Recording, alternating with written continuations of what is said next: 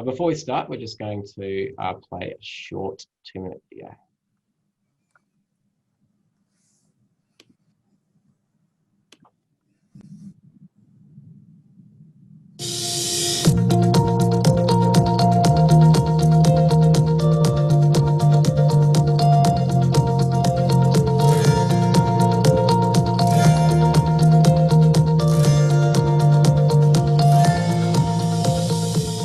So if you want to make a real impact in the world and you want to develop skills that make you very employable, then you might want to think about studying environment issues. Environment issues are core to a lot of the important challenges around the world. Challenges in how we feed people, how we have sustainable cities, how we manage bushfire, how we manage climate change, and so on. And it's a great opportunity to study environment issues at the ANU, because the ANU has the Fenner School of Environment and Society. And the Fenner School, we recognise that environment issues have got that dimension to do with the plants and the animals and the trees and the soil and so on, but they always also have a human dimension. That's the society part. And we bring both of those elements to anything we study. We have leading researchers in the school that are making a big difference in the world themselves, but also play a role in teaching the courses that we teach. So if you're really passionate about environment, we've got a degree just for you called the Bachelor's in Environment and Sustainability. And that's a course that focuses in the Fenner School but has opportunities in other schools. But actually, you might be more interested in doing a Bachelor of Science or Arts, or you might want to study law or politics and still bring some environmental perspectives into one of those degrees. And this approach is possible too. It's really easy if you're doing a Bachelor of Science to choose plenty of environment subjects and mix them up with a few others. But even those other degrees have generally got the flexibility to bring in courses from other schools. And we love having these students in our environment courses too. Either of these options are great, and the ANU is a great place to be doing them. I hope you think about studying environment at the ANU.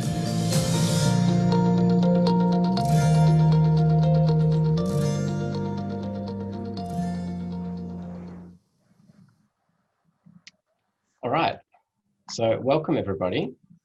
Before we start, I just have to put a disclaimer. So we are recording this webinar, and the recording will be made available after the event. So you'll be able to ask a question or make comments via the Q&A tab, which you'll see down the bottom. That's a good one for asking questions, but you can also place something in the chat window. I will also put a bit of information there.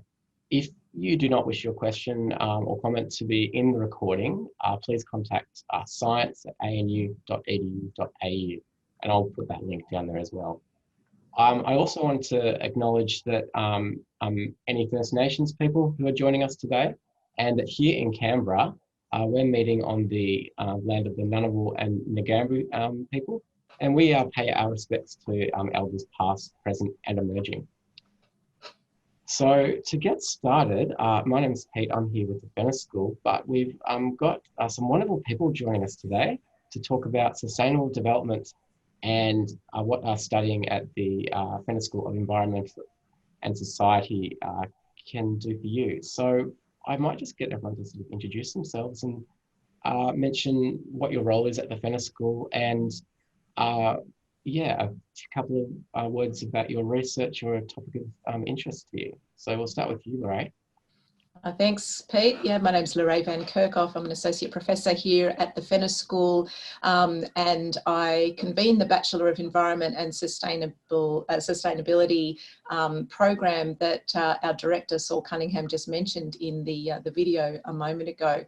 I'd like to add to Pete's acknowledgement of country and extend the acknowledgement also to First Nations people around Australia and around the globe, because sustainable development really is, it's a global movement, and the voices and experiences and perspectives of First Nations people are really critical to how we think about sustainable development, to where it's come from, and certainly to where it's going in the future. So as I mentioned, I convened the Bachelor of Environment and Sustainability degree here at the ANU. So if this is an area that you're passionate about or interested in exploring, then certainly do look up that degree online and check out what we offer.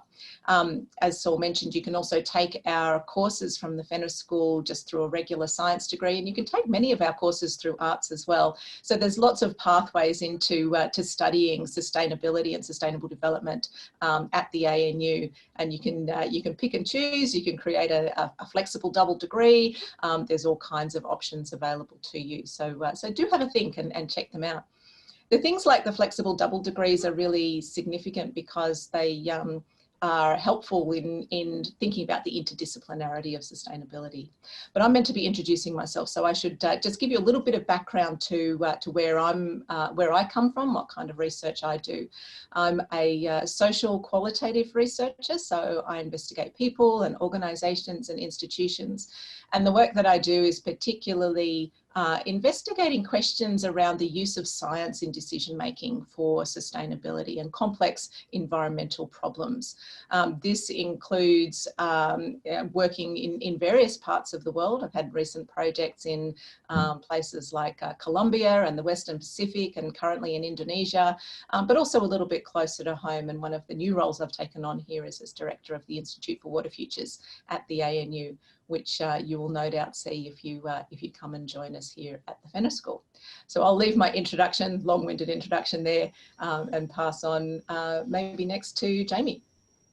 Thanks, Lorrae. My name's Jamie Pittock. I'm a professor at the Fenner School, and my focus is on environmental policy, and in particular, the synergies and trade-offs between how we manage resources like water with climate change, conserving biodiversity, and how we generate agriculture, food and energy. And so a lot of my research is based in Africa and Southeast Asia and here in the Murray-Darling Basin. I really love my work here at ANU, and one of the great joys that I have is co-convening the first semester course called Environment and Society. So I co-convene that with Beck.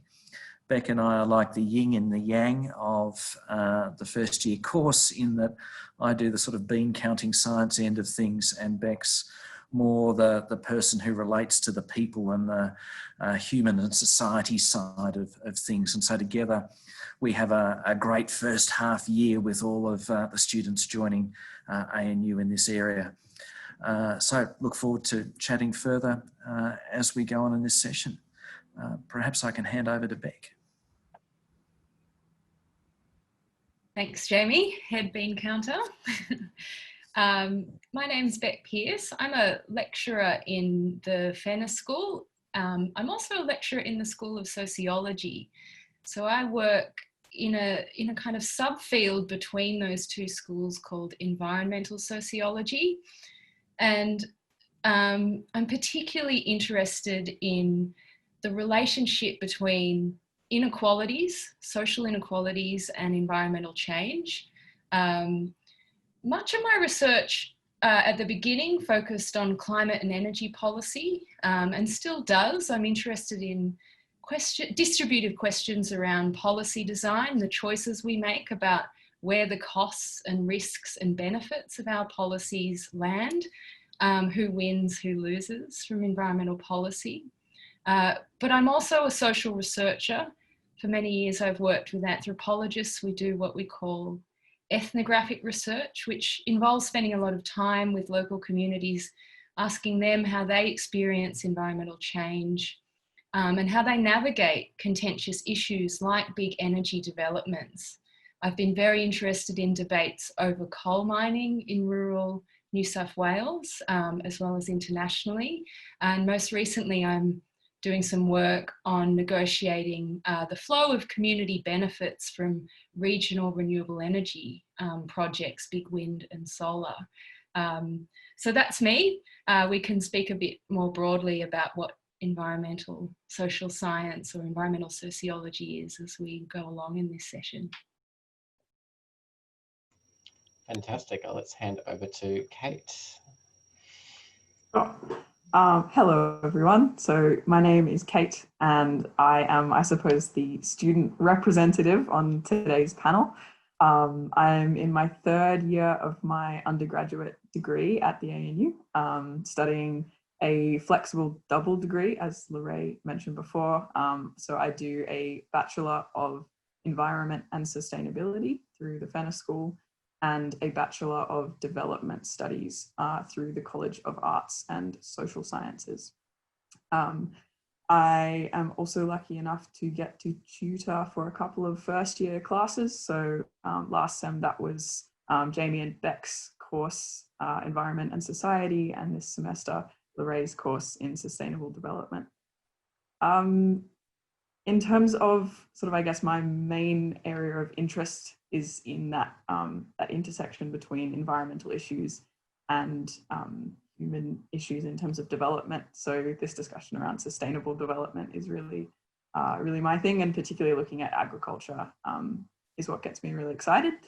Yeah, I'm from Victoria initially, but I managed to get out, so I'm back in Canberra for the moment. And just a fun little side anecdote is that I found this degree and moved to Canberra because someone met my mum at a function and they said that ANU was cool, and so mum went home and looked it up and then told me about it. So no matter how you've kind of found out about this, I can recommend going to ANU. I've had a great time. Thanks so much for that endorsement there, Kate, of the school.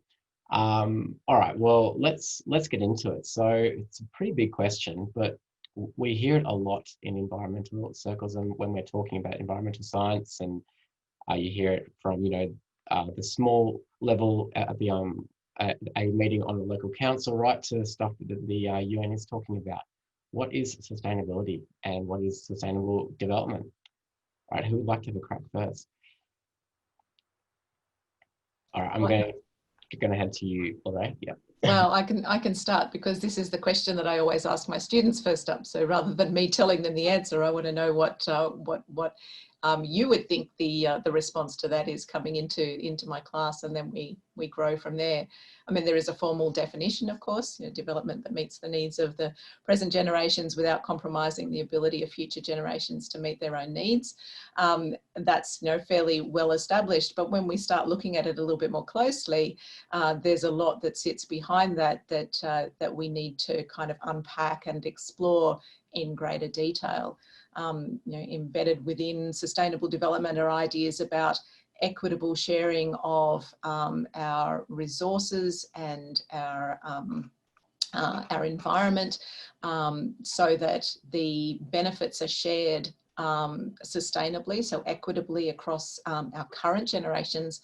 But then there's also that notion of stewardship and preservation that we need to do that equitable sharing in light of thinking about the generations to come. And of course, that's an enormous part of sustainable development that is kind of easy to say in theory, but when you look at it closely, it's really difficult to deliver in practice. So I'll pass the baton now to the next respondent. So in our courses, we look a lot at different perspectives of sustainable development, and one that we start at is a very biophysical science perspective known as planetary boundaries.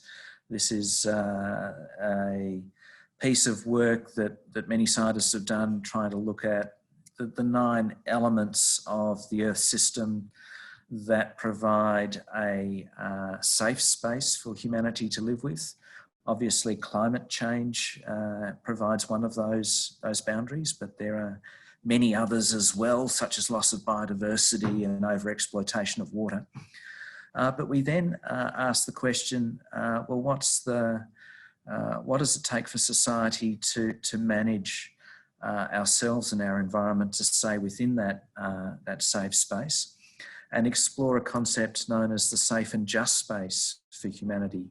Look at the social foundation, the things that are needed for society to make good decisions, to make just decisions so that people come out of poverty, so that there's good opportunities for people to end up with a safe way forward. And so a lot of our research here in the Fenner School looks at different elements of that. Climate change is one, but the institute that Lorrae is leading on water is another really important one. We have people looking at biodiversity conservation, and then a number of us are playing in the agriculture and the energy space as well. these are some of the most crucial issues facing humanity. So if you're undertaking studies in this area, you will really be at the cutting edge of where our societies, where our governments are going in the coming decades. Thanks, Jamie. I might ask Beck to expand on a few of those. If we're looking at some of the challenges in sustainable development, specifically, what are some of those? If you, I want to maybe sort of talk about some of them with examples, I suppose. If you're looking at, say, food or water, what are some touch points if we look around the world? Yep. It might be interesting to speak about energy, because that's my main area. I think a big question for us when it comes to navigating what it means to pursue sustainable development as a goal is to clarify what we mean by sustaining. What exactly are we sustaining? Are we sustaining or augmenting our existing levels of production, our existing levels of consumption? Whose consumption are we talking about? Whose production? And so that's where the inequality question comes in for me. If we were to decarbonise the global economy, whose energy profile would change first? How much? What would their lives look like? Would our economy look the same if we no longer relied on fossil fuel production to deliver electricity to move around? Would we work in the same workplaces? Would we have the same level of comfort? Globally, would inequalities widen or retract? These big questions aren't just academic or intellectual. If you watch the news and you look at our debates over energy, this is what's at stake. Who's going to benefit from sustainable development? Who's going to benefit from things like decarbonising our economy? So they're big challenges because you can't ignore those distributive issues. And certainly at the Fenner School, we try to ask students to not shy away from the equity questions, but think, well, how can we do policy smart? How can we really reckon with these big inequality issues and obviously stay within our planetary boundaries at the same time? Yeah, no, there's just so many intersecting areas to actually look at that issue. Kate, when you're undertaking some of your studies, what are some of the, and you might have done an assignment or something on some of these issues, what is something that you looked at and found interesting? Well, to jump a little bit off what Beck was just speaking about, you were saying it's really important to ask, what does sustainability mean? I think the other part is, what does development mean? And I guess my other degree, I've also looked at this quite extensively, which links in quite nicely. But, if we think of development as meaning progress, like what are we trying to move towards? Are we trying to achieve continual economic growth or constant improvement in living standards forever? Or is there a point where we say, what we've got is okay, maybe we need to redistribute and achieve those equity goals, and realize that where we are now is the best we can reach whilst maintaining within those planetary boundaries. And that's one of the discussions that I have found really interesting, is sort of, should we really be trying to achieve this endless growth, or do we have to recognize that there's a point where we need to stop and think about where we are and whether those benefits actually just need to be redistributed and go, what we've got is pretty good, we've got work to do, maybe we should focus on that rather than trying to get bigger, trying to produce more, trying to earn more. And I think that's been one of the really big themes that's jumped out at me throughout my studies of sustainable development. Pete, if I can jump in, I think one of the great things about studying at ANU, because it is the national university and we're located in Canberra, so we're dealing with national agencies and lots of really interesting international visitors coming through, at least in normal years. and students in our degrees get an opportunity to do individual research projects that are genuinely meaningful. And one that I know that Kate undertook last semester was perhaps a really good example of what students can do that makes a real difference. And perhaps I could just invite Kate to say a few words about that project. Yeah, sure. Thanks, Jamie. So last semester I had the opportunity to undertake a 1 semester half-time internship at the Australian Centre for International Agricultural Research. So that is a government body who fund research projects looking at agricultural research for development. So that came about through Jamie, who one of his pretty significant research projects that he's working on is partnered with ACR, which was the organisation I was working with.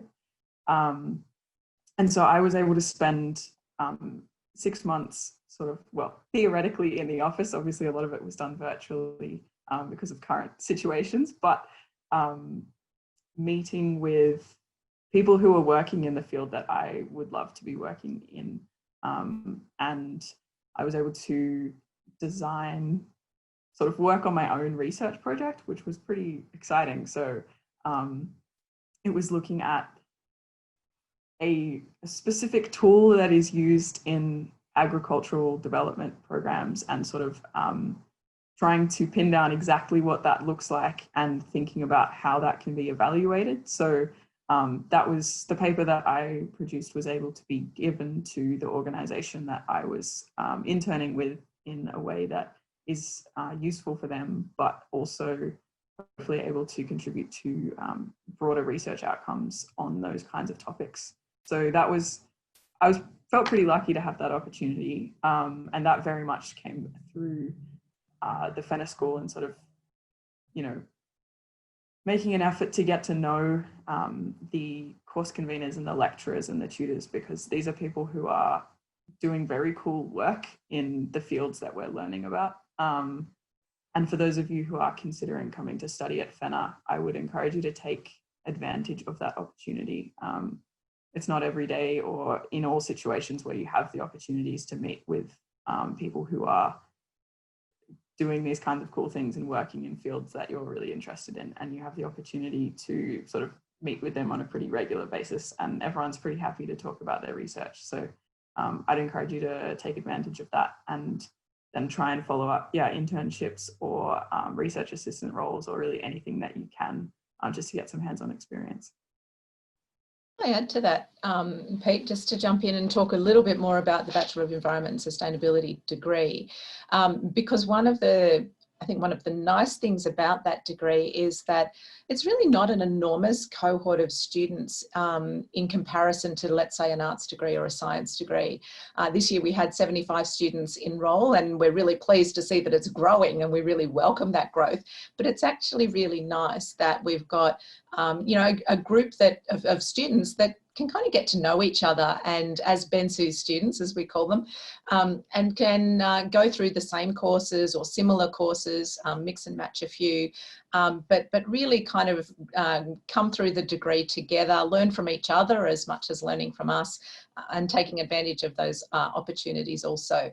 So that's something to just keep in mind if you're considering applying for the Bachelor of Environment and Sustainability, that it's not one of these kind of really big anonymous degrees. It's the degree that we run from here at the Fenner School, and we really love getting to know the students. Well, we love getting to know all of our students, but the ones in the Bachelor of Environment and Sustainability, we keep seeing you time and time again. So it's a good way to build those kind of connections that Kate was just talking about, which can lead to all kinds of opportunities as you progress through your studies. That's probably a good point to then have a chat about what courses and units you'd sort of undertake in the degree. So what are the some of the areas you look at, and what are some of the experiences that students can have?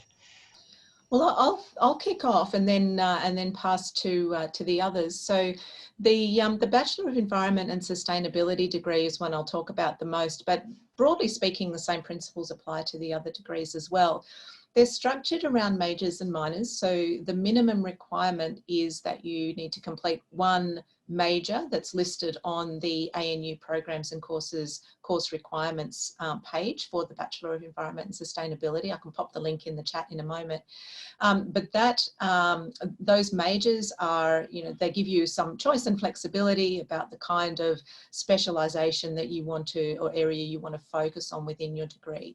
And certainly within that, we have things like natural resource management, we have forest sciences, but we also have sustainability studies. So if sustainable development is an area that you're really interested in, then there's a whole major that's structured there, sort of ready for you to embark on and go down that path. That starts with Jamie and Beck's course that they spoke about a moment ago. You can follow that up with my course, which is running now in second semester, which is Sustainable Development, where we take some of the ideas that have been explored in Environment and Society in Jamie and Beck's first semester course, and think about them, apply them into an international context. So we step outside of the bounds of Australia. We talk about Australia a little bit in relation to the Sustainable Development Goals, but really looking at some challenges, real world challenges that people are confronting right now. And these go right back from contemporary challenges in Africa around food and water security and what that means for sustainable development, particularly in the context of an increasing population in Africa. And then we look at climate change in the Pacific. So what are the implications of climate change for Pacific nations? And what are the kinds of responses that are on the table for addressing those problems?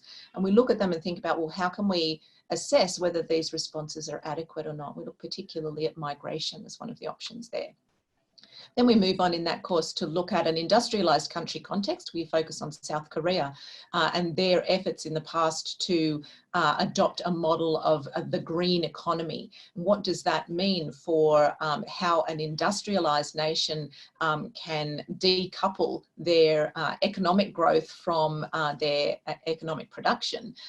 Is that possible? And we do an analysis of what the implications of that have been and how it's worked. And then we look closely at the global initiative of the Sustainable Development Goals, or the global goals as they're sometimes known, and think about what's the role of global governance when we're thinking about sustainable development and trying to foster a worldwide movement for the betterment of humanity over time, as Jamie mentioned earlier. So there's a lot in it in that first year course, Sustainable Development, that runs in the second semester. As you go through your degree, though, you're going to have lots of opportunities to take up other more hands-on courses. We have field schools that go to Vietnam and to Fiji. You will have seen some of the footage from those in the clips. We have field schools that run more locally as well, and I'll leave to Jamie and Beck to talk about the field school that they run for their course. So there's lots of opportunities to get out and about. We prefer not to be sitting in the classroom all the time. There's certainly elements of that when we're in our normal teaching mode, and getting people out into the environment and thinking about sustainability, sustainable development, natural resource management, environmental policy in the settings where all of these things are taking place.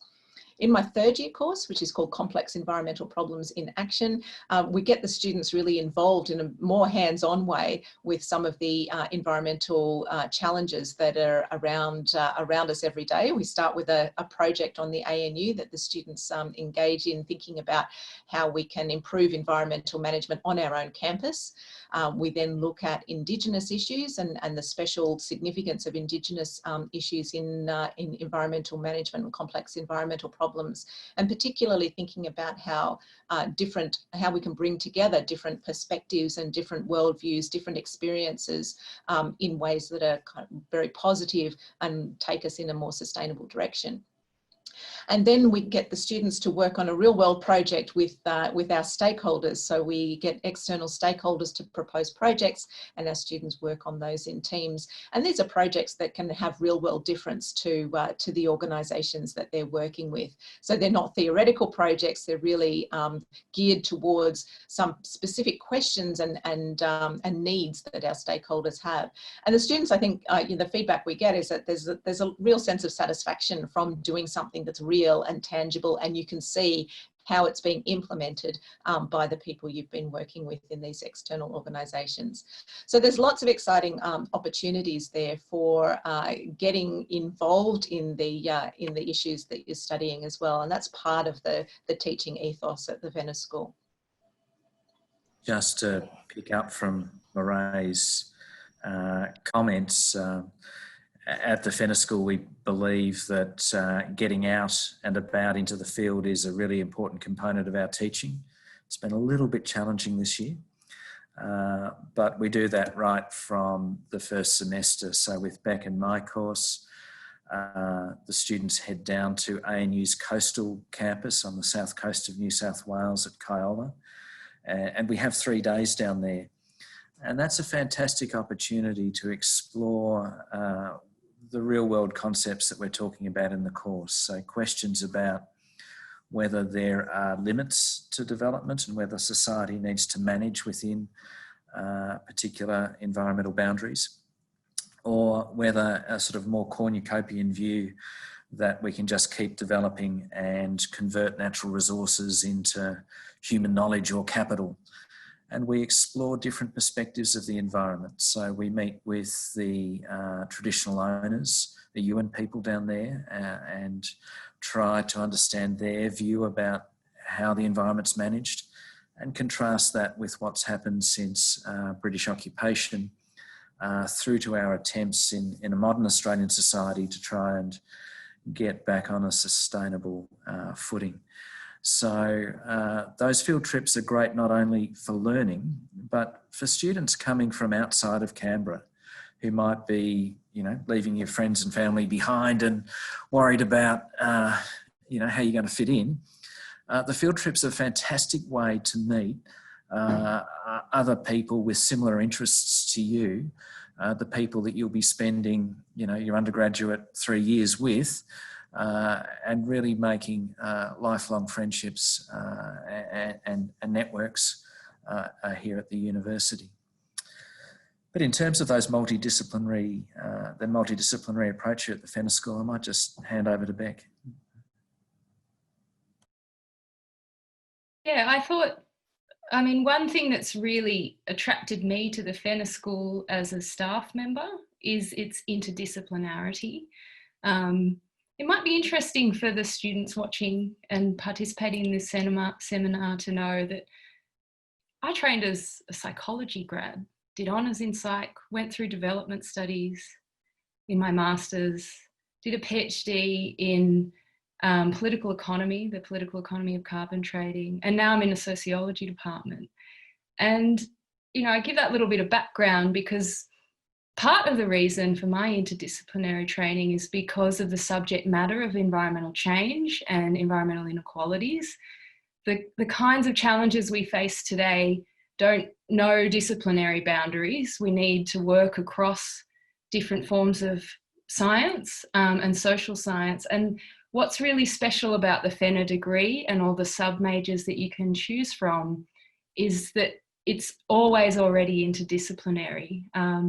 Which can be a bit confusing sometimes, but it's where the magic is in terms of what you're learning. We read across science and social science, across policy and economics.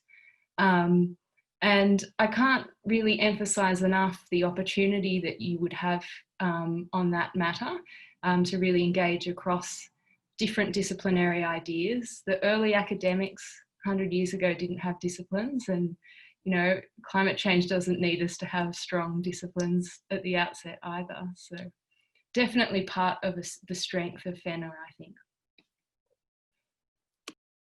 Kate, did you want to add anything to that with talking about your experiences there? Yeah, sure. So I guess for a little bit of context, so my major is sustainability studies, and then my minor is soil and land management. So within that framework, I've covered a pretty wide breadth of subject types.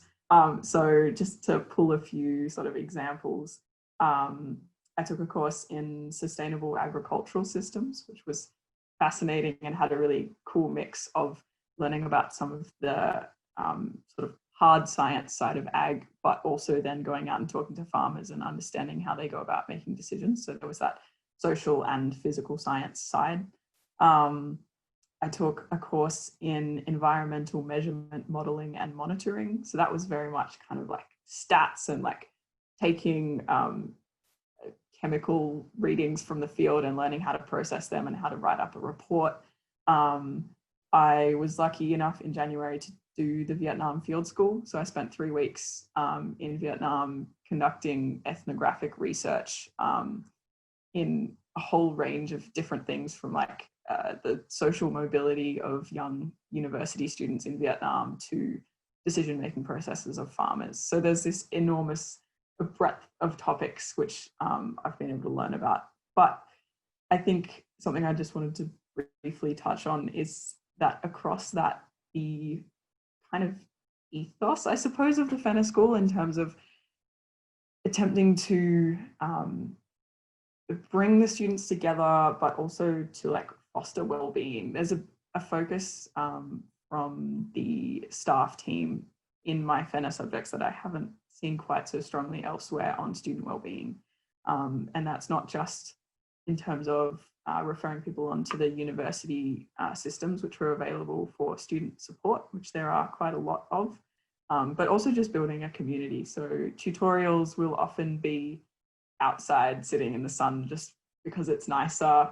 We'll have, you know, a snack break in the middle of a 2-hour tute, icebreaker activities, even through Zoom, you know, we'll have sort of themed tutorials or a chance to share about your week. And there's just, in addition to all of the cool content side of things, there's also that attention on student well-being, getting you a chance to get to know people around you, and sort of that human side of university as well as just plain content. And I think that's pretty important. Thanks so much. Well, we might just talk about careers and where this can take you. But before we do that, just a reminder to anyone who's joining us, if you do have a question, submit that in the Q&A or the chat window, and we'll be able to get to that. But yeah, let's talk about our careers. Where can this take you? I mean, considering how interdisciplinary it is, I'd imagine it's pretty far and wide. Jamie, did you want to start?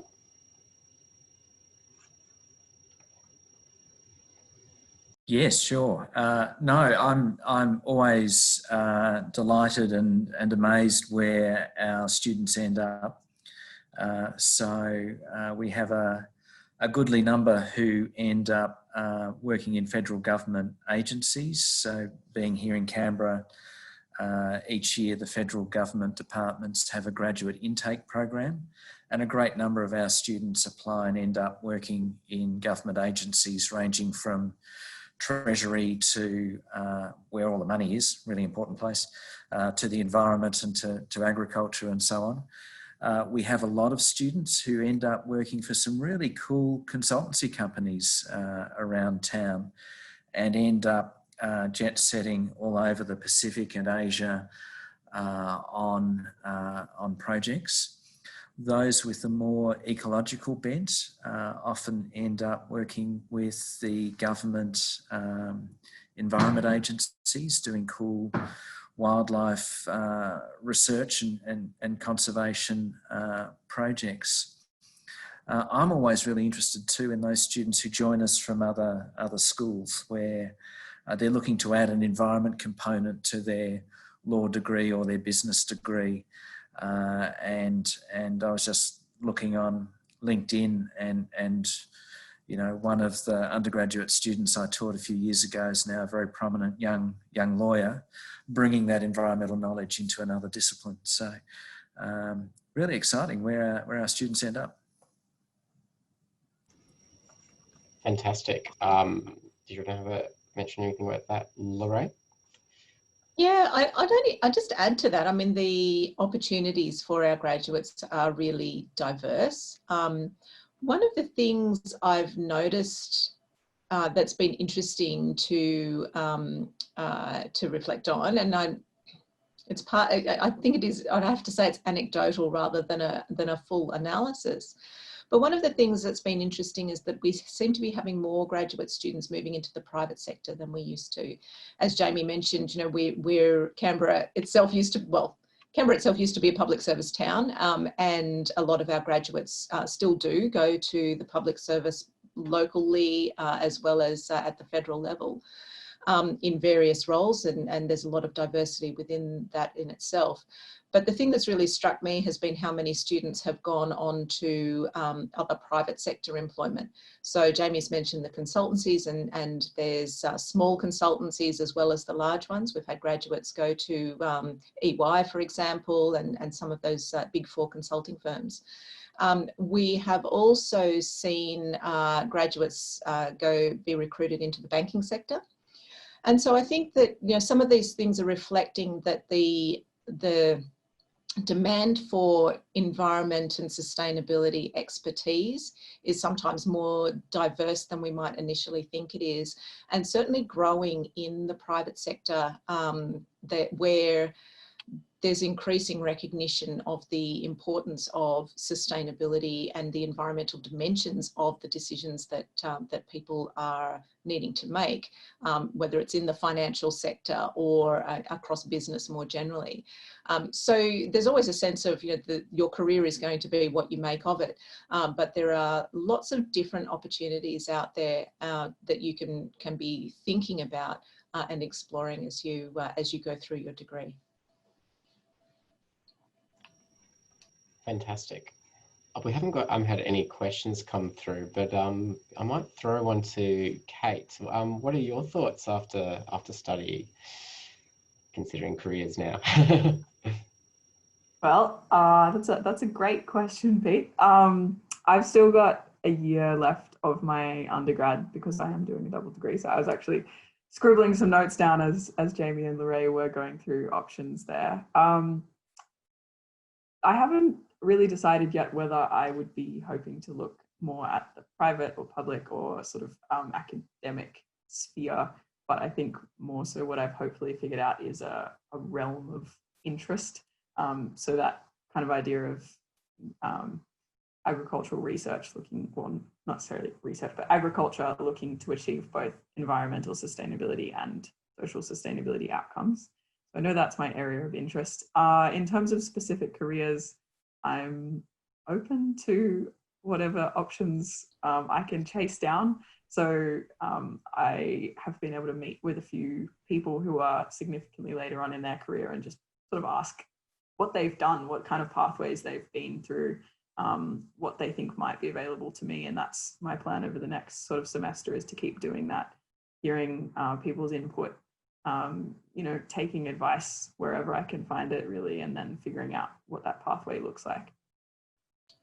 Can I just add there, Pete, one thing that we didn't really mention a moment ago that Kate picked up was the academic career. It is significant, of course. You know, ANU is the leading university in environmental sciences, which opens doors to academic careers that are also really, I guess, a different dimension to how people might think about where they go next. That might be, for many students, it is further study. So you can go on to study honours, which is a full year-long or 9-month program of that's based on a research project that you do individually with the supervision of one of the academic staff, or two of the academic staff at the ANU.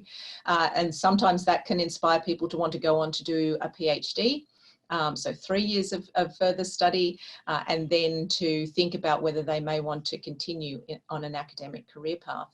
So that's another opportunity that, or another option to be keeping in mind when we're thinking about careers in environmental studies and sustainable development as well. Absolutely. Well, we might, we haven't had any other questions come through here, so we might finish up here. But I've just posted up on in the chat window, we've got a link to the FENA website with other events that are happening this year, but also have a look at our website, check out some of the news stories and articles and bits of research that we do.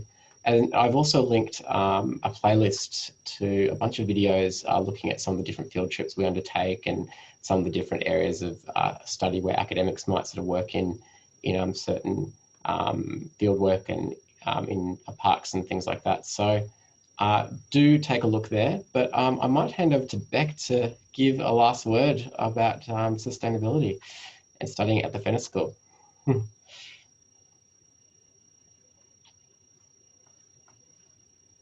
I think you are on mute, Beck. There we go. Yeah.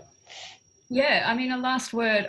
Just thinking about the discussion of careers, I think the point that I'd like to finish on is that, you know, at the FENA School, you're looking at a degree that gives you a chance to get the skills we need, or we need you to have, that society and nature needs you to have and us to have, in thinking creatively and ambitiously about what we can change to address the environmental crises that we're facing.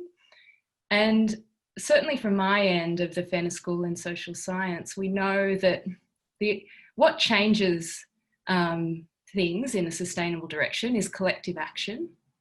And the kind of research and thinking skills that you get from a degree like this are really important.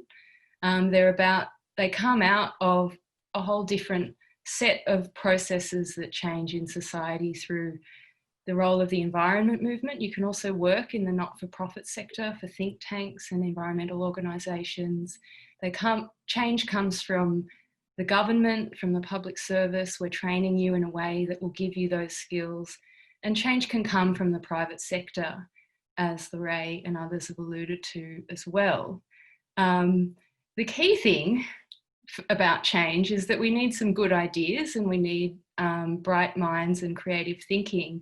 And I strongly recommend this degree to you because it's an exciting place to come and get a grip on our challenges and to debate all the possibilities that are before us in terms of not just being sustainable for ecological purposes, which is so important, but also to have a better world that's more just and equal in terms of intergenerational justice as well as intra-generational justice. So come along.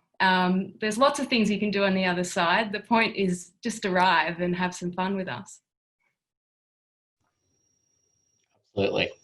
Oh, well, thank you everyone for joining us. Thank you for our wonderful speakers, and thanks for those who are attending, and hello to people who are watching the recording of this. Enjoy ANU Open Week and we'll see you next time. Thanks for joining in, everyone. See you soon. Bye.